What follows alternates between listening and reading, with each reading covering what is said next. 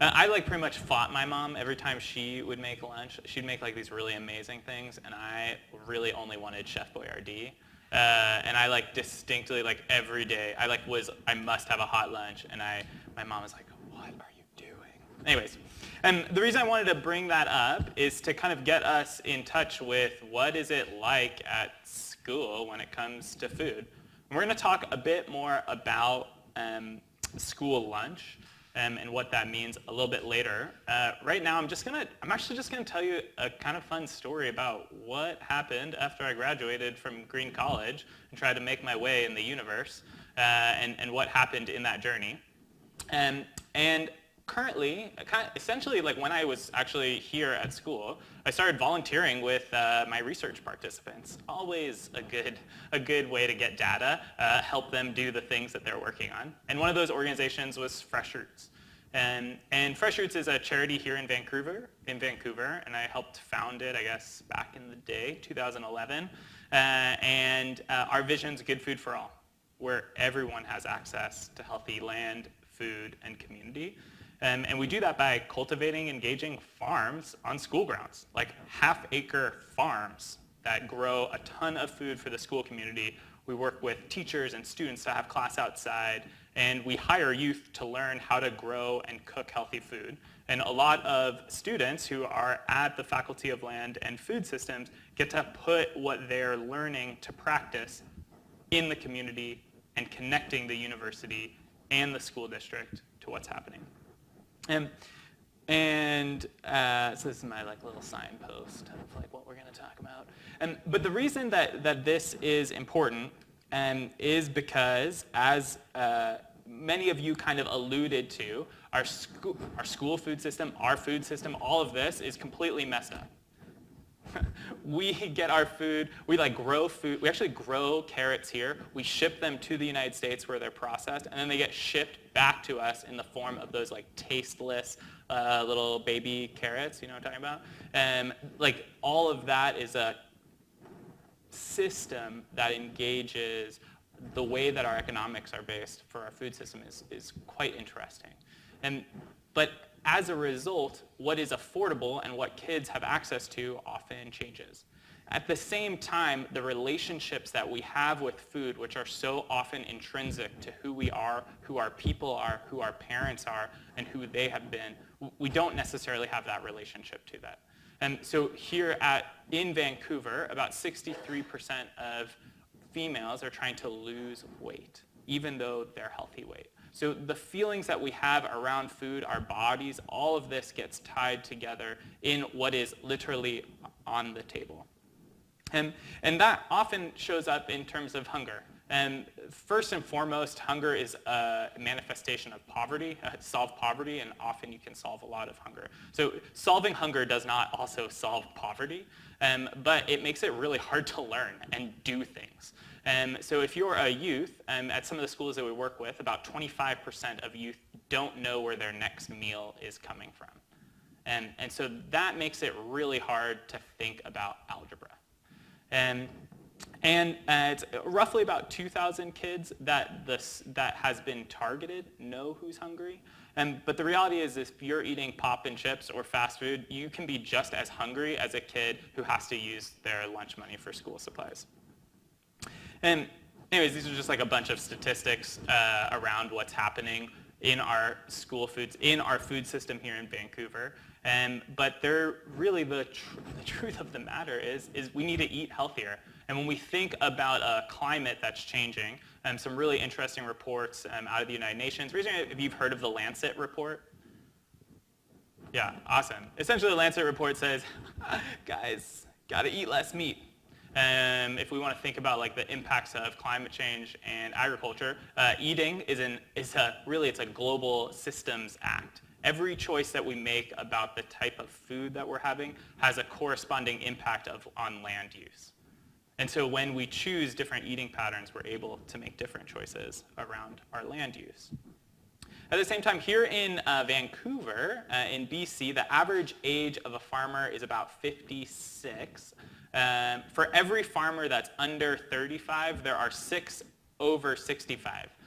So I'm 32, and I know exactly how hard it is on my back, my 32-year-old back, to be farming on half-acre plots. I don't want to be farming when I'm 65. And I know a lot of farmers who are 65 and like, hell no, I need to find how to get out of this. And so thinking about what is the next generation of farmers, who's going to help us have access to food, we kind of saw all of this at Fresh Roots, and we were like, we got to do something. The other piece that we recognize is in our neighborhoods, in our communities, there's a great report by the Vancouver Foundation that 3 out of 4 Vancouverites are lonelier than they want to be. Right? They feel a disconnect from each other. And this is like a thing about Vancouver that everyone talks about. It's like the second form of conversation after the housing prices. It's like, it's really hard to find a community here in Vancouver. And so we didn't know how to solve all of these problems, so we figured we'd just start by planting seeds. And so we started growing food in one backyard. One backyard became 8 backyards. One backyard started feeding 3 families. 8 backyards were feeding 35 families. And so it was just for fun, just a bunch of friends getting together and trying to do something good. And one of those backyards was adjacent to an elementary school. And the story of all things, but in particular elementary school gardens, is you get a keener. And the keener brings with them some energy, and they bring students and other teachers, and they grow this incredible garden. Or get a PI who has an amazing program, who helps make it happen, and they bring on students. And you can have a program that lasts for 1 to 10 to 20 years. Then that PI or that elementary school teacher, well, they get asked to do something else. And those kids graduate, and so their parents are no longer involved. And so then you kind of get into this lull of activity. And this happens in school gardens and I think in other things in the universe of life.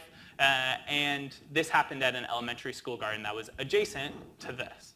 The principal knocked on the fence and said, "What are you guys doing over there? Why don't you guys come in here?"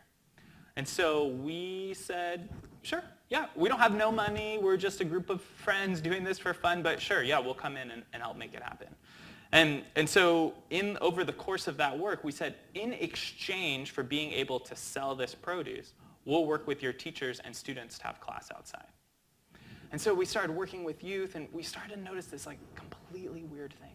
These 2 kids were fighting over broccoli, a hardcore arm wrestling, trying to figure out what is going on. And so we looked at that and said, oh my God, what is going on? Who fights over broccoli? And it turns out that we learned 3 things about experiential learning on gardens, on school grounds. The first is academic confidence increases. Confidence is king. This is an old cliche in our lives. But when kids are not having success in the classroom, if they can find success outside the classroom, teachers can lever that success for other pieces in their academic life. The second is bullying was reduced. The wiggles are real. Raise your hand if you sit inside in an office most of the day. Yes, raise your hand, keep your hand really high. Raise your hand if you love doing that. Yeah, raise your hand if sometimes you get really antsy. Yeah. Also, 6th graders. They also get angsty. And that energy needs to get moved out. And so as a result of being outside, teachers saw bullying reduced. The third piece is haha, suckers. If you grow it, you'll probably eat it. And so that's what we started to learn, and other teachers started to see this too. And teachers in other schools said, hey, we see what happens when teachers get asked to do these other things. They see the writing on the wall for their own gardens and their own problems, and they said, hey, Fresh Roots, why don't you guys help us do more? And so teachers said, hey, we've got this space in front of our school. So this is at David Thompson Secondary School in Vancouver. And this is about a half acre of land. And with 200 volunteers over the course of 5 days, the city of Vancouver actually has a tremendous amount of wheelbarrows sitting in weird spaces. We got access to those. Brought in soil. We like to celebrate. Celebration is really crucial in, I think, all things in life, but especially when you're doing physical activity. And we built this half-acre farm. And so these were two of the first of their kind in Canada. We have the school district, and we brought this to their attention in 2010, I guess. It took 3 years. We built this 35-page licensing agreement, which pretty much just creates all of the liability on Fresh Roots for whatever is happening here, to help reduce the nervousness of having a farm on school grounds. And so there are now 5 across the Lower Mainland. So in total, Fresh Roots actually manages just under 10 acres of educational farms and food lands. And on those sites, we grow good food. So on about a half acre, we grow about $45,000 worth of food per half acre. And that gets brought into the school cafeterias, to the surrounding communities, sold at the farmers markets, where kids learn how to sell their own food. And the next piece is that we actually have experiential learning. So as you know, sitting inside in straight rows does not always work for some of your students, if you're teachers here or professors, or if you are a student, you're like, oh yes, I am actually looking at my Facebook today. But the reality is that figuring out ways that youth can use real life problems and in solving them learn the curriculum, they learn those lessons much more deeply than if they would read about that in a book. And so the research that they have to do to solve pest management issues, the research that they have to do around solving irrigation problems, which is just a physics problem, and those are the lessons that they then take with them into their next studies and into their life. And the last piece is that we have a youth empowerment program. So we start with the philosophy that youth are full buckets, which is kind of radical in many cases, which is even the tenor of this lecture, right, is I'm up here sharing information with you. I'm from my head sprouts forth knowledge for you. It's kind of it's a bit crazy. That whole system is crazy because you actually have so much knowledge, so much experience, and so much to give. And that's kind of where all of our programs for youth empowerment start, is that youth have so much knowledge, so much power. Our job is to help facilitate them in unlocking that and learning more. And so during the summer, we actually hire youth to learn how to grow and cook healthy food. So they actually run the farms as a social enterprise. All throughout the week, they actually cook for themselves and anyone else in the community that's in need. And they lead programs. So they're outside with elders, with community members to learn how to process. Every year they make a value-added product. I actually brought some of them. This is a giveaway, so get ready. So they make jam, dilly beans, salsa, so that they can actually literally bottle sunshine. That's how I like to think about it. So that they can eat it when in Vancouver there isn't any sunshine in the winter, which is so challenging. And they run the whole farm as a social enterprise. They decide the prices. They look at, oh wow, this costs an awful lot. Wow, this carrot, we're only selling this for $3? It took me hours to weed this and take care of this. How does this work? How does this whole food system work? And so they ask these questions. This past, summer, really interesting debate around pricing. We were selling jam, and one group was like, we want everyone to have access to this jam and make it really cheap. And the other group was like, wait, but we want to be able to raise money so we can hire more youth, so we have to make it really expensive. And they were just like, shit, there's no good answer here. We can try to maximize this, but still we're going to compromise. And that's kind of the whole point, is to learn these lessons and recognize that we don't have a lot of answers. Here in Vancouver, we're at Van Tech Secondary School and David Thompson School and Grandview Elementary.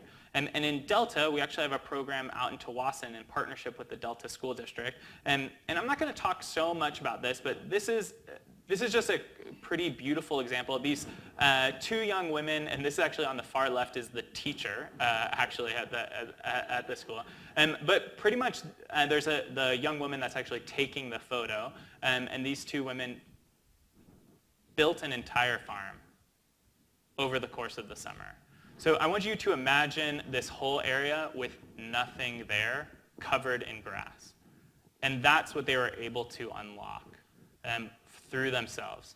And it's just a pretty impressive, I think, work.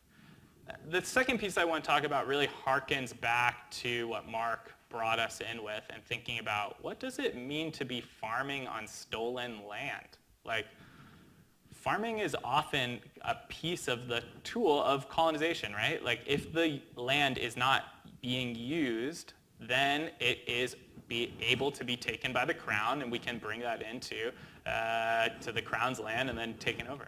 And so what's really interesting is to think about that and honor that. So we're a settler organization growing farms on school grounds.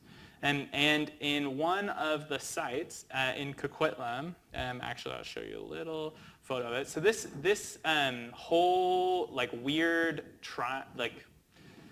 backwards L Tetris shape is about 7 acres. For some reason, the school district for the past 150 years has been nominally in charge of this piece of land, and it's pretty much just been ignored. There's a salmon-bearing stream that actually runs through and into the Fraser, and that just by this very beautiful polygon that I have drawn actually gets piped and then becomes storm drain runoff.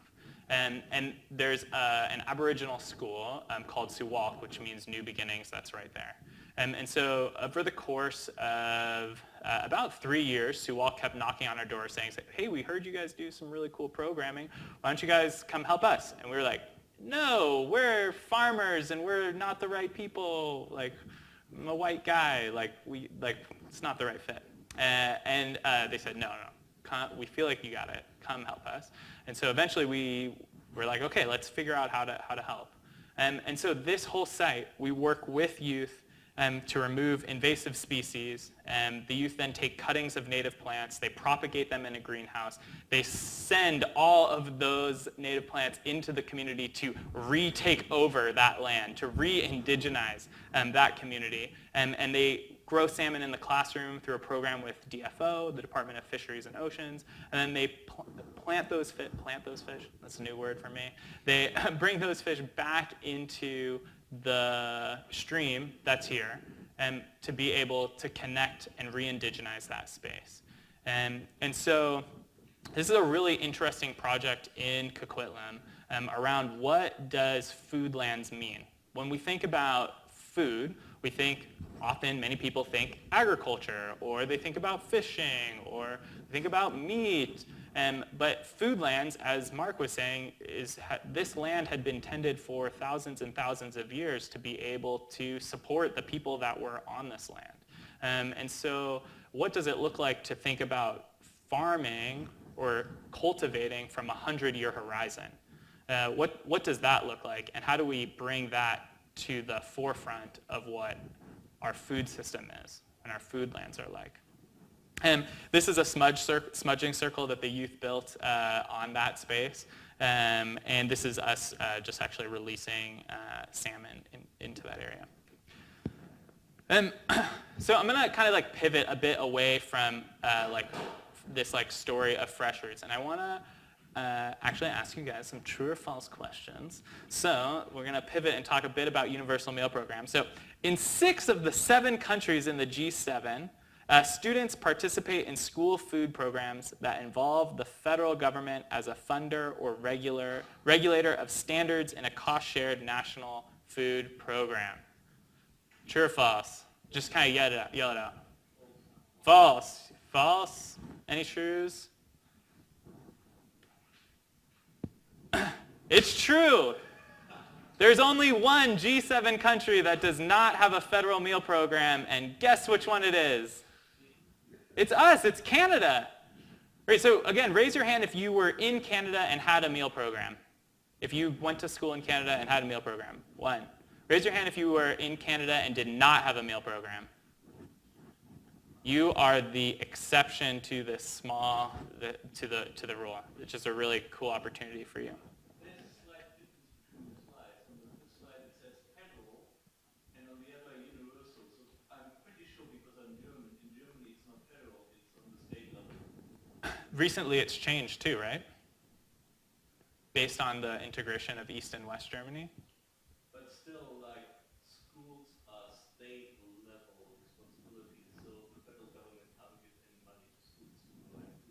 they do a workaround in order to make sure that they can do that. Okay. Yeah, there's a jurisdictional question based on the differences of the way that governments work. And in Germany, as essentially the Eastern German bloc had food programs since communism, and as that brought into West Germany, they began to figure out what is the money flow to help make that happen, if I'm not mistaken.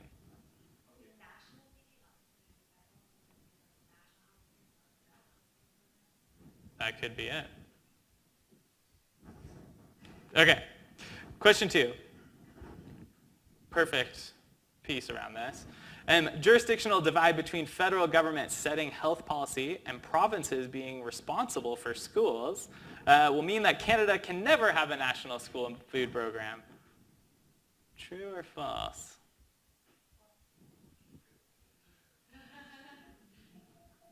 Thank you, Roland, for your logic. So, this is a challenge for Canada, but it is possible to be able to negotiate this. So this current federal budget, there was actually a rider, very small rider, no money, but it pledged the federal government to engage in consultation with the provinces around a national school food program. And it is in both the NDP and the Green Party platforms. The Liberals just pulled it out of their platform, so we'll see what ends up happening with them. Obviously, they're having a bit of problems in so many of their other things. Question 3, true or false? Not much has changed in Canadian society since the 1940s when the federal cabinet last talked about a national meal program. Yeah, a lot has changed. So the last time that this was actually talked about was in the 1940s in the cabinet. And when they talked about it, the reason that they ended up not having a national school food program is because they decided that they didn't want to, there's like really no great way to say this. They didn't want to create jobs in the schools themselves. They wanted to help keep a single earner to be able to pay for those things at home. By doing so, they wanted to make sure that women stayed in the home rather than going to school to work. And so that was like the last conversation that happened around school food at the federal level. And here today, in Vancouver is a great example. There are people that are having almost, in order to make it work here, so many people, 2-parent households. If you have a 2-parent household, both parents are working, and trying to do it on your own is quite difficult. And what does that mean for our school food system? It means that often parents don't have time to be able to make lunch for their kids. If you have one or more jobs, that makes it even more challenging. And when we think about participation in the workforce, women are increasingly participating in that workforce. So when kids used to come home for lunch, now that's not part of our school system. And the last piece is when we think about fast food, it's either in the schools themselves or it's adjacent to those schools. And advertising is real. It's very effective, and it's helped to really change the nature of what our food is for our youth. And there is a huge movement around a universal meal program here in Canada. And it's led by, it's led by moms all across the country who want to make sure that their kids have access to healthy food. And in particularly, each province over the past few years, BC just did their poverty reduction consultation across the province. The number one thing that was repeatedly mentioned at those information sessions was school food. Number one thing that was mentioned. The second piece is that, raise your hand if you've seen the new the new food guide here in Canada. Yeah, oh, very interesting, right? Gone is milk, so water, drink water, which is really interesting, and half your plate is green, is filled with vegetables. And so this is a huge transformation around what is possible at school, and also what is possible to be able to use that to get excited about a school food. And gender-based, equity-based budgeting at the federal level, which essentially creates an incentive to think about gender as part of the budgeting process, which lunch, although we don't want to say this out loud, it often falls on the backs of women who end up doing that. And this is the reality of so much in our community. And I think the last piece that's really interesting is that there are a number of models that are across the country that are helping show how we can do this better than than the Taco Bell at school, or the pink pudding, as you called it. Yeah, exactly. How do we help do this in a delicious and robust way? So I'm going to show you a photo of what school lunch can be. So this is a program called Lunch Lab that Fresh Roots and Growing Chefs helps do. And this was made by 5th and 6th graders for their entire school. So 8 kids who work together with a chef in residence and their teacher cook for 150 of their peers. All the food that's on this plate is either grown at their school, on Fresh Roots farms, or a UBC farm.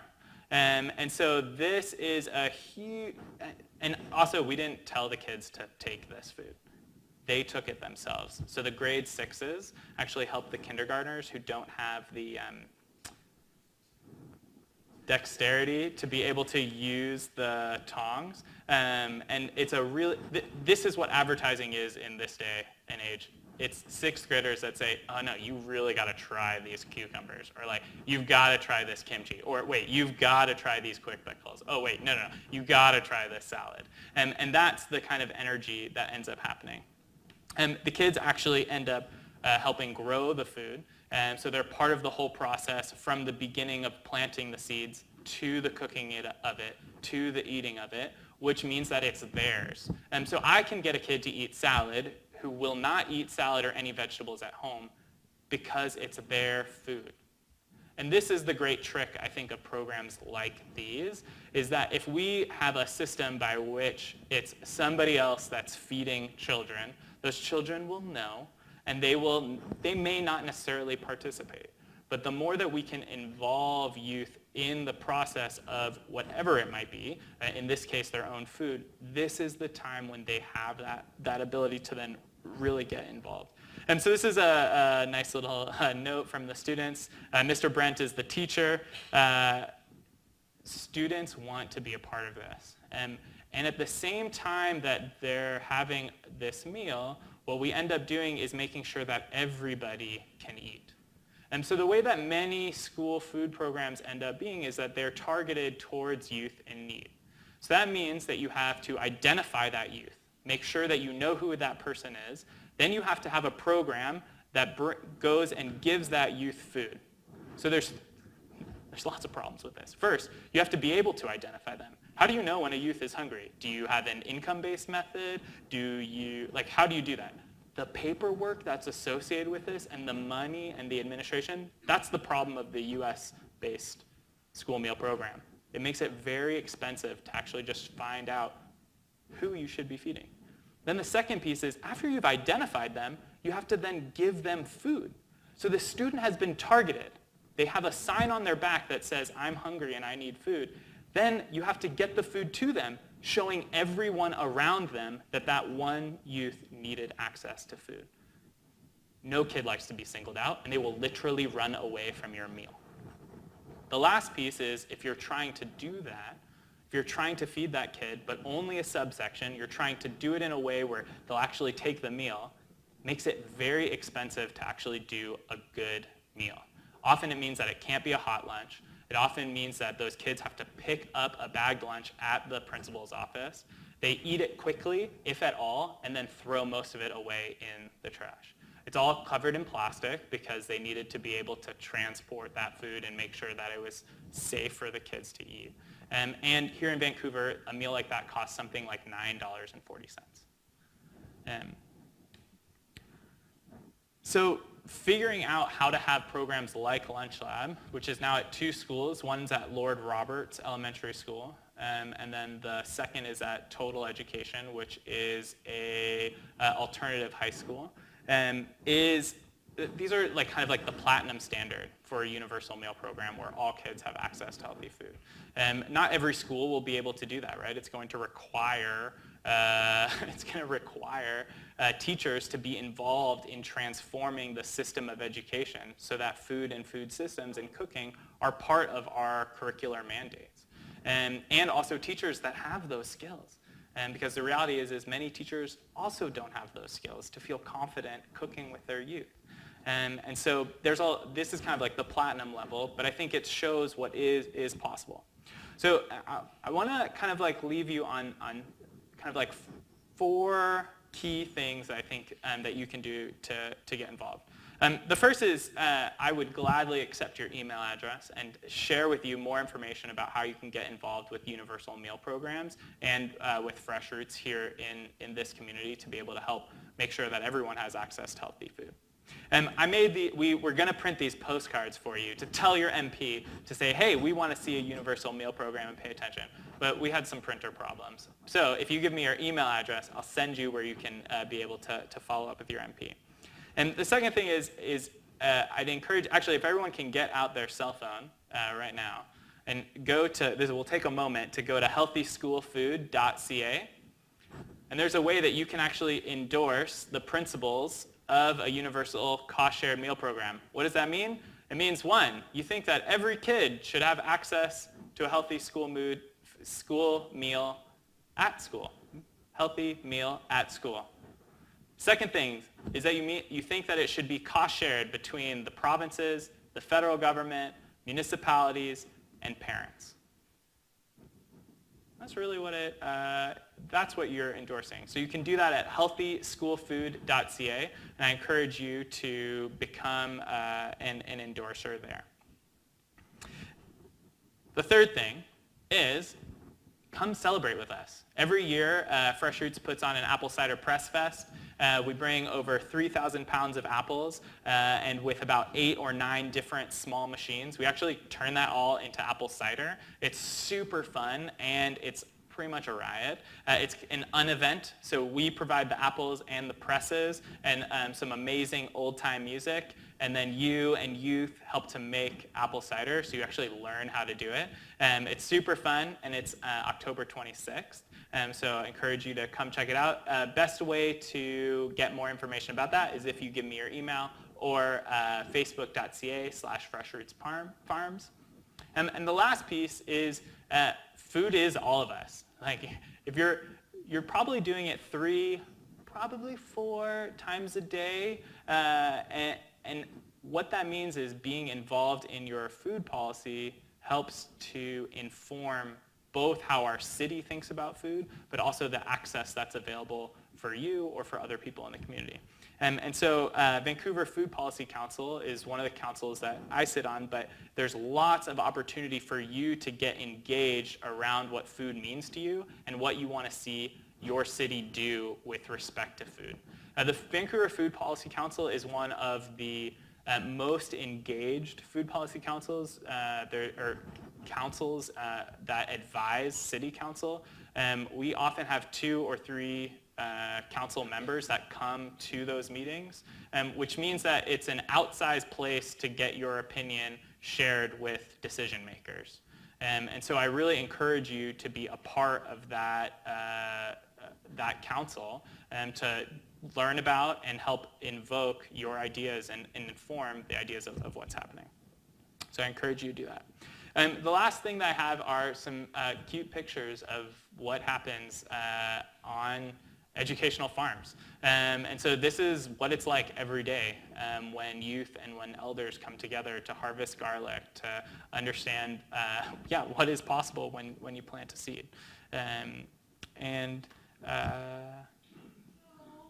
Just excited to be here and to be back here, and just such a gift to be able to share all of this with you. So thanks so much.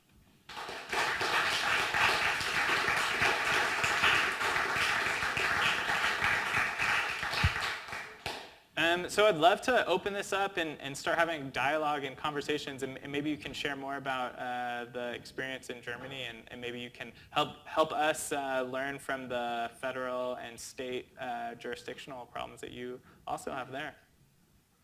I mean, yeah, sure. Just a brief note. I think what is interesting that actually in Germany, first of all, there's quite a variety of schools that actually doesn't have lunch offered, just because in Germany there's still a tradition of not having school for the entire day, but finishing around 12 p.m. or 1 p.m. And so actually only a select number of schools will actually offer you lunch options, just because it's relatively rare that you stick in school for the entire day.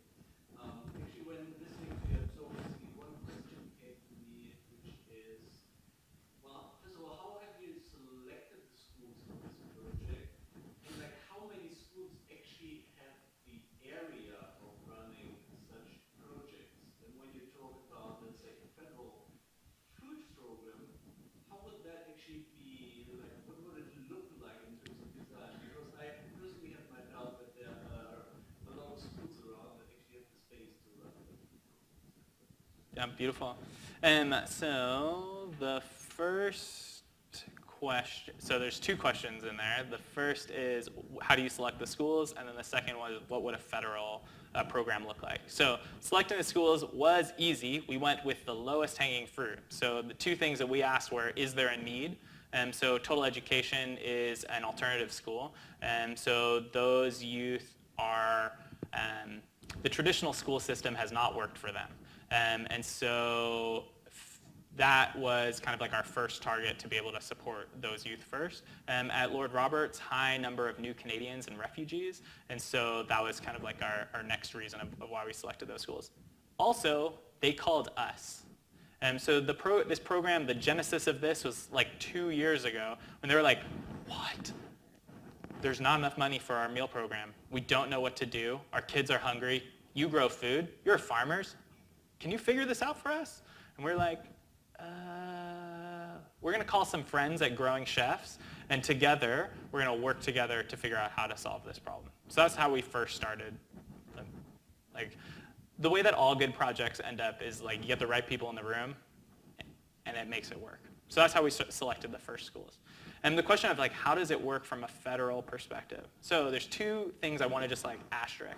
First is the federal government does not have a really great track record around food, right? When we think of residential schools, food was used as a tool of oppression.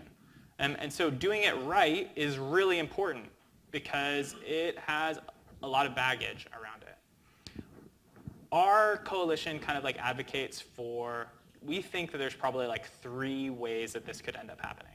The first is that it could go, the federal government would, so like if we think about how much does this cost, it's something like $3.8 billion, and that would include about $3 per meal per kid over the course.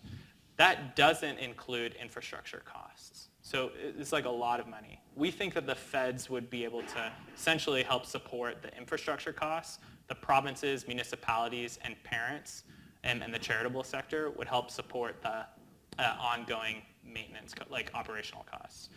So the 3 ways that we think that it could work, we think that the federal government would go towards would be, 1, they'd give the provinces money, probably through the health ministries, and the health ministry would then distribute that in 2 ways. 1, they'd give it either to the Ministry of Education, and they'd work through there with some sort of joint agreement.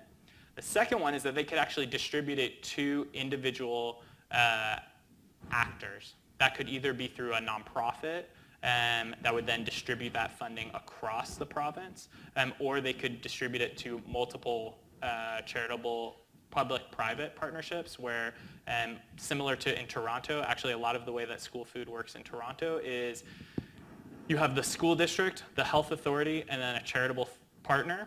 They sit on a board, and then they distribute that money to individual schools and projects. So Food Share, Toronto, is like Debbie Field, who is a former executive director, now Paul Taylor, who used to be at the Gordon Neighborhood House here in Vancouver. And now he's running for MP, so like go Paul, and has been really leading the way on that model. The next way that they could do it is they could actually the federal government could only work with indigenous communities. And it kind of solves some of this jurisdictional mandate. The federal government is already mandated to work with indigenous communities. And so that may be a route that they end up taking. It's lower hanging fruit. The third thing that they could do, which we think is a bit less likely, is to give the money for pilots. And they would sponsor pilots across the country, and then we'd wait 5 years and see if that would go anywhere. And we advocate for either, we're trying to figure out what is the best way. Each one of those has their pitfalls. Some of them mostly being the antagonism between the federal government and the provincial governments. They hate working together, and so that makes it really hard to move money around. What we hope the federal government can do is help support infrastructure costs, a la your other question, and some base standards around what is a healthy meal based on the Canadian Food Guide. If the federal government can do those two things, give money and create base standards, that would be really great if they could only do those two things. And that will set provinces up and school districts and the charitable sector to be able to help move that forward. That was like a very long answer. Like, obviously care about a lot of this, yeah.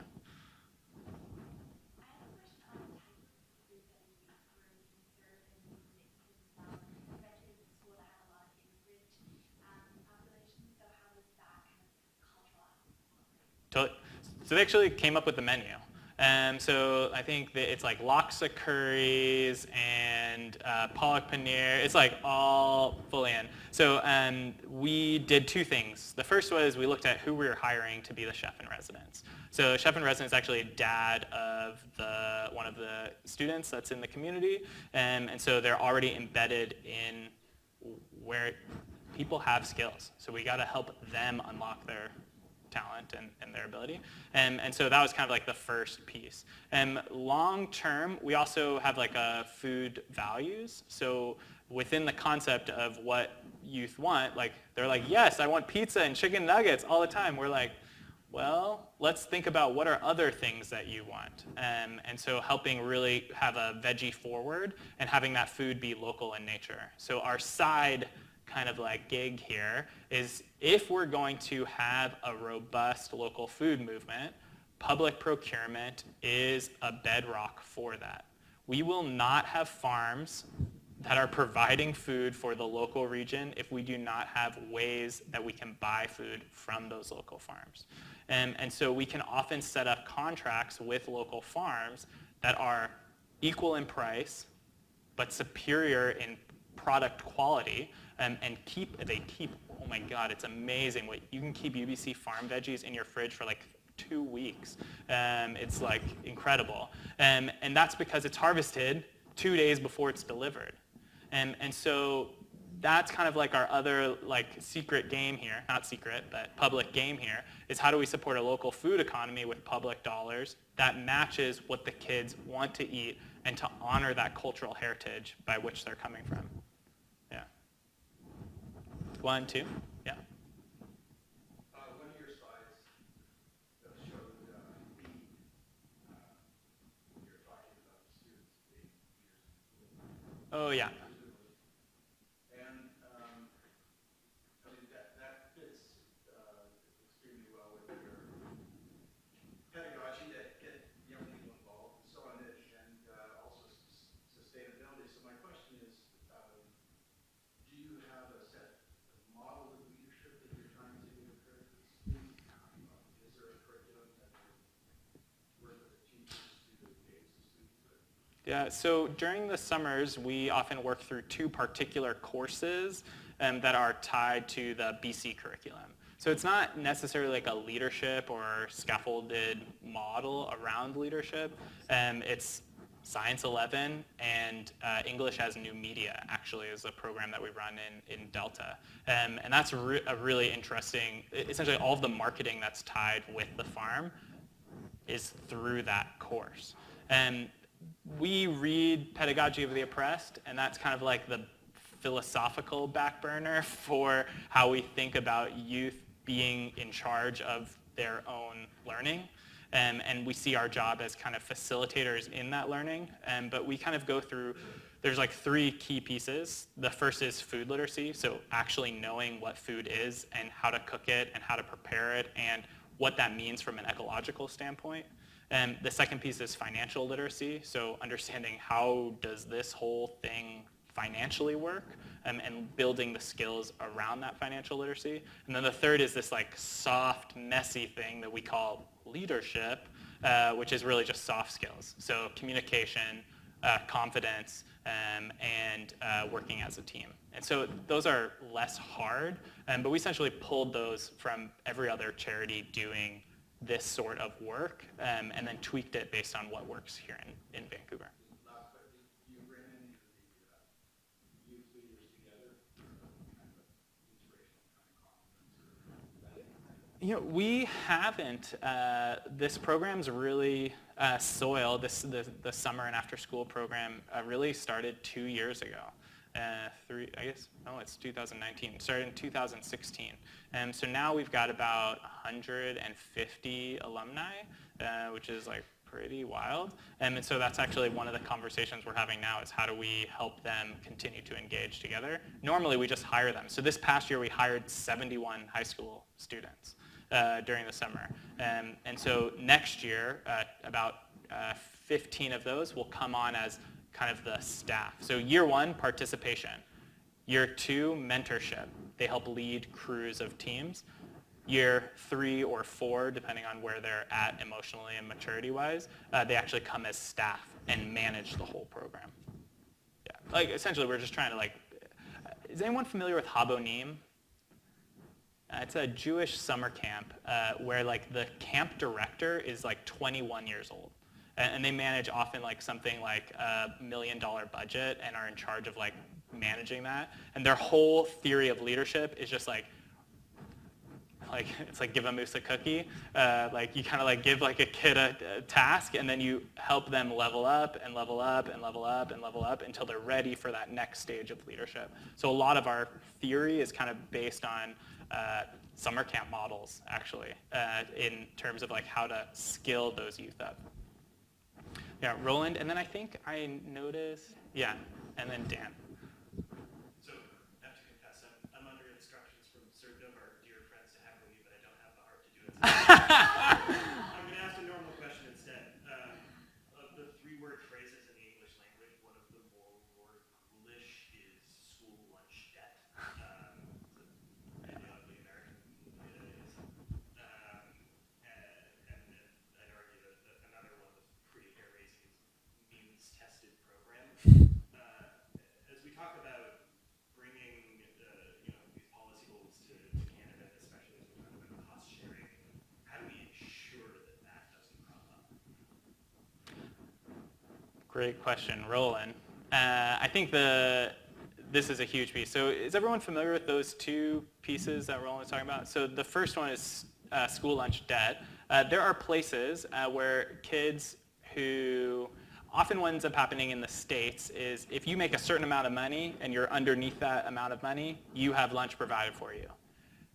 If the amount of money that you make changes and you make $1 more, sometimes you'll get a reduced fee, so you pay some but not all.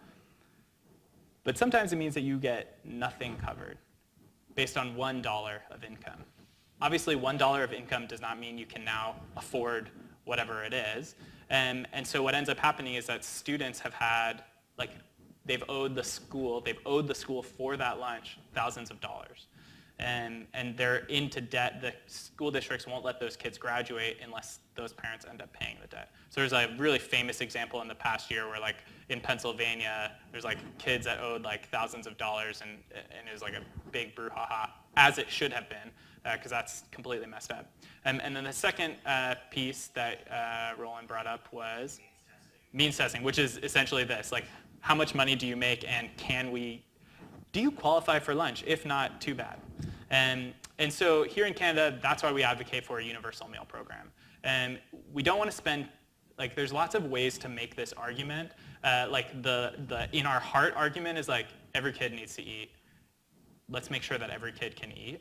I think the kind of like right, like if you're more conservative, like in this line, I think it's like the amount of money you actually spend administering this program is stupid. It's like all of these administrators are spending like thousands of hours like making sure that parents are making a certain amount of money and then chasing down parents to get appropriate paperwork. So it's like a ton of like government waste to do a means-tested program. The third piece is from a political nature. I think the only way that we're going to get this program is if the middle class is advocating for this. And the reality is that if you are poor and need a lunch or need extra support or want extra support, you probably don't have the time to be advocating for this. If you do have the time to be advocating for it, the reality in our country is that you're a smaller portion of the population, and politicians don't need to listen to you in order to win. And so from a political place, I think it's only if we get the middle class advocating for these programs that we'll be able to support youth who need it. So the program of Lunch Lab is kind of like an interesting example in this. We use this really celebratory way of having lunch where the kids are cooking it, they're learning how to do it, they're the ones in charge to bridge to access. So Lunch Lab, learning, access, bridged, is so that the kids don't see it as a handout. They see it as something that they make, and that is something that's fun, and that it's not this, it's messed up that kids are hungry at school. Like, period. So if we change the narrative around, oh, I'm hungry at school, I don't have enough, to our school has bounty, our school has enough, I can participate in that, and I am a part of making that happen, it changes the whole nature of what our institution looks like. When we think of from an indigenous standpoint, here we are, we walk into a school, there's no meal program, there's no connection around that. You never walk into somebody's house and not offer or bring a gift. That is not how it works. And so around thinking around our institutions to kind of change that energy, I think that's the potential of meal programs. Now doing that is really hard, but that I think is that's the platinum level. That's the place that we can get to.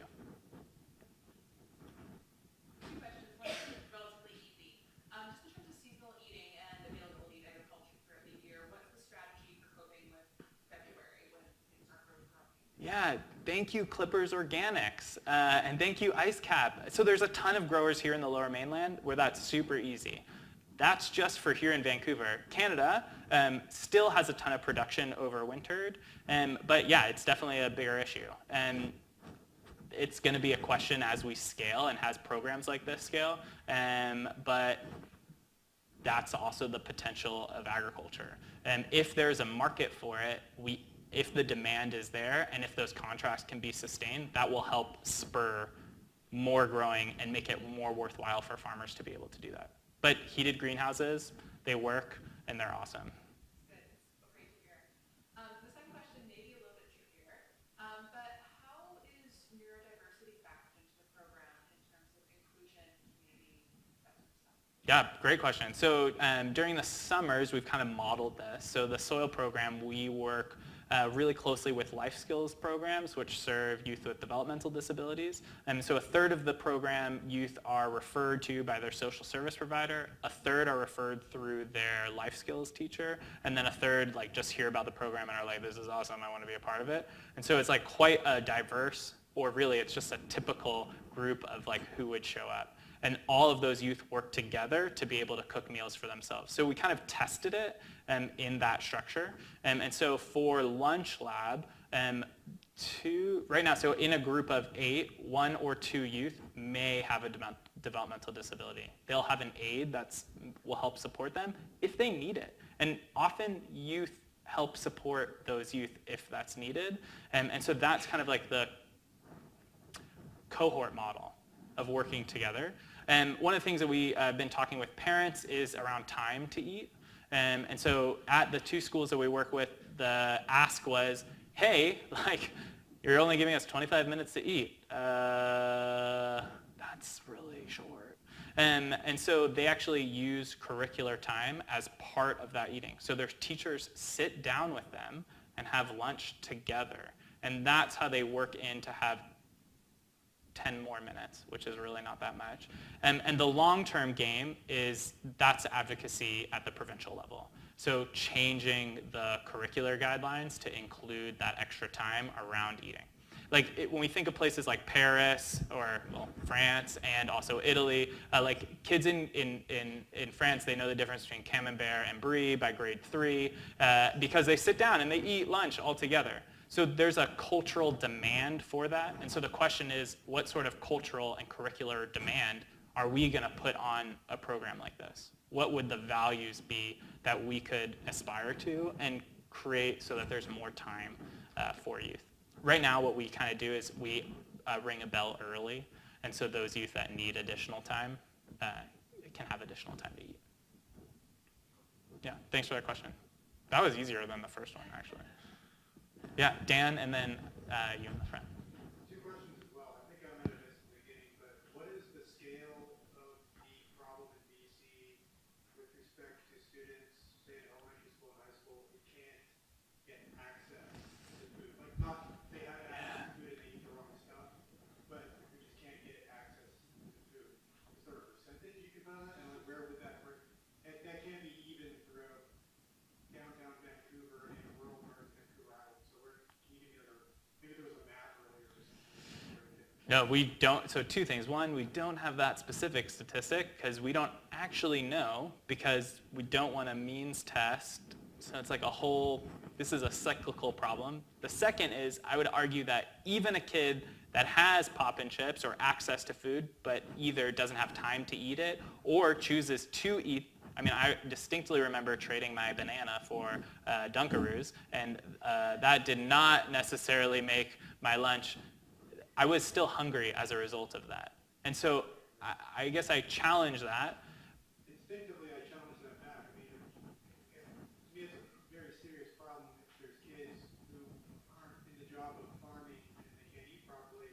I want to know exactly what the problem is. Like, you tell me I got cancer, I want to know exactly what the cancer is. I don't want you to tell me it's, and that's a bad analogy, but I guess I'm just responding instinctively. I could be wrong. No, I think it's a good point. It kind of comes back to how much would it cost to actually feed every kid, and how much would it cost to evaluate whether or not every kid needed food? How would we decide what would that line be? And then how would we only feed the kids that would somehow get below the line? As a result of choosing to only feed kids that are below the line, what sort of program would we have? So I think, but to me it's like, where's the problem worse? Where is there a kid who's just showing up to school with no food at all? That's okay, you gotta fix that. Yeah. And we can work our way up from there, instead of like trying to figure out if, someone who's like, are they like hungry or not? Like, what are they, I don't know. But I think you know this subject a lot better than me, so I'll have to study it more. But the second question is less pointed. Could you make the argument again for why you want to go to the federal government first to start solving this problem? Because instinctively, it's something Yeah. that I want to start at the school and then the school district and then as much as possible local. And the last people I want to rely on to help me eat would be federal politicians. Totally. That's a super great point. So here in Vancouver, like roughly the amount of money that's going to cost to rebuild and invest in school kitchens is something like $8.6 million just to bring them up to code. And when a new school gets built in BC, they often don't even include a kitchen as part of that based on the calculations of what a new school, has this happened to you guys in your schools for your rebuilds? Yeah, my son goes to Eric Camber, and it was a big deal to try to get funding for an auditorium. We have all these programs where you need an auditorium. Anyways, now they found this money. That's now the solved. Oh, amazing. Yeah, so at David Thompson, like there will be seismic upgrade, and they will not include a commercial cafeteria as part of that. So the federal government getting involved is, can we have a long-term sustained funding mechanism to help support some of that infrastructure pieces? And the other piece is from a health perspective, and the relationship between the feds and the provinces might actually make a lot of sense. And if we can have preventative health around what are we eating for food, we've got 12 years where we have people that are all in the same spot. We can help them not only choose healthy foods 5 times a week, but also help train those people to be able to cook and eat those foods at home. So there's a health connection here that I think would serve in the long run. The last piece is, it's kind of like if we can get everyone on board, it makes it a lot more powerful than if there's only a few groups on board. Here in Vancouver, and at the school district level, there is 2 people that are working on school food programs. They don't have the bandwidth to be able to rebuild and rethink around school food because they're figuring out and solving all of these problems. There's just not enough funding that gets targeted to that. The provincial structure is that they give money on a per student basis for enrollment. And so if there isn't a specific targeted fund that's around this, it makes it a lot harder. And the Vancouver School District does a lot more than others. And in BC, actually, BC is one of the better provinces for this. So of all of the funding that gets done, it turns out it's like something around like 26 cents per meal per kid here in BC. And the way that that ends up actually happening is that some schools have meal programs, as was Tecumseh, your experience when you were at school. That's the same today. So there's a number of schools that have meal programs here in Vancouver, and most of them do not. Yeah, thank you so much. I have a very basic question, basic question. I grew up in Japan, and I went to a public school, each public school had a nutritionist, and actually, I really loved the nutritionist at our elementary school because she provided us very delicious food every day. Each month we get a calendar out of kind of what recipes do we get, and all the food we got 30 different varieties of food each day, and making sure that we get all the nutritional values. Since I came to North America, I was always wondering about the nutritionist for school, or the nutritional values, how they play in school meals. So for the roughly 125 schools that are here in Vancouver, there are 2 nutritionists that are provided from Vancouver Coastal Health. 2 nutritionists, yeah. Do you have any ideas around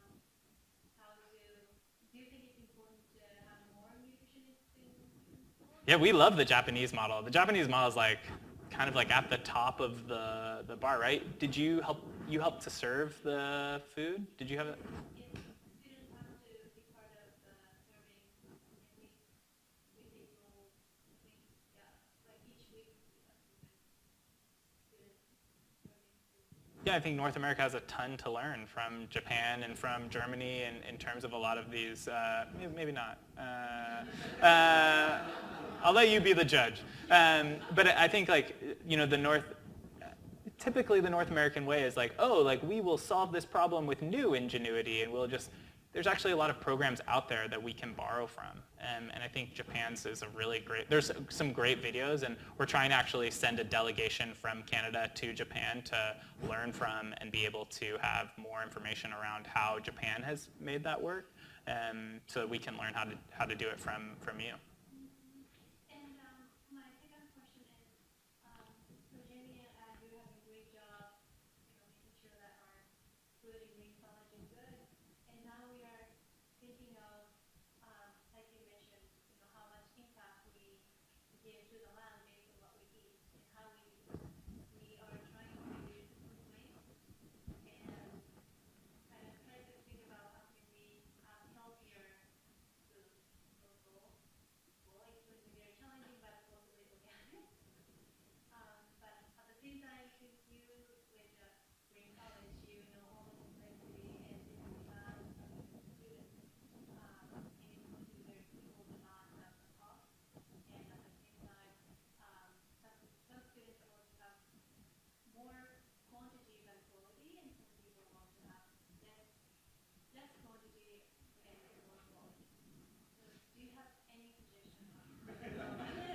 Yeah, I mean, like, I love that question. That was like I kept on getting, I would bring Joseph. Is Joseph still here? Oh yeah, I would bring Joseph actually like totes full of vegetables from Fresh Roots or from UBC to try to like help make that possible. And the two things that, like the problems that I experienced was UBC Farm is now in a different place than when I was here even 6 years ago. Oh my God, 6 years ago. And so I don't know what, but like delivery and structure, that was all much more complicated then. And the other piece is like from, like you have a political problem. Like the political problem is like, what's the buy-in from the people that live here in order to make that change? And that's like why we work with the young people. And like even though like Green College is young people, like we work with elementary school students to help train them up so that when they get to be at UBC, they can have a different energy around it. But it is hard. So I like the practice of inception. You have to help them have it be their idea. And I think modeling and like starting with a pilot is often a good way to help transition. And then the other, so like that way you can begin to say, oh, we are going to do like one meal I don't know if you are doing this, like one meal a month will be like only vegetarian, and like work with the team around having the biggest naysayers actually decide what the menu will be for those. And then in light of that, I also encourage bribery, which can involve taking those people out for drinks and listening to them, because they actually have an idea of why it is hard. And so it's the relationships that, and that's both I think with the kitchen team as well as with the other residents to be like, what are your and that may take the whole semester. And then the thing that you can really do, which I find is really interesting, I call it the Moses hypothesis. So the Jews wandered in the desert for 40 years so that all of the slaves would die off and you would have only a free people go into the land of milk and honey. So what do we learn from this? Well, sometimes you have to start fresh. And I think like being able to use that like a value system to say, oh, like starting next year, like this will be a new policy, and punt it, like sometimes you have to punt it like 2 or 3 years out. And I think like a great example is the school district. Like there's no food vision right now at the school, at the Vancouver School District. So we don't even know where we're going. Or the school district doesn't have like a clarity over like where 10 years are they going to be. So, but 10 years from now is not scary because like I won't be here. And so that might be a policy that you help to push the Green College Dining Society. Yeah, Mark will be here. But in 5 years, you know, Green College Dining Society may move to only a vegetarian diet, or like, so there's, I think, like ways that you can help to move some of the pieces. But I think like ultimately listening, because like a lot of those critiques are really valid. And so, but if people don't feel like they're being heard, or that it's like they're getting ramshod, that's like not cool either. And so like how do you have like a good dialogue to listen and negotiate?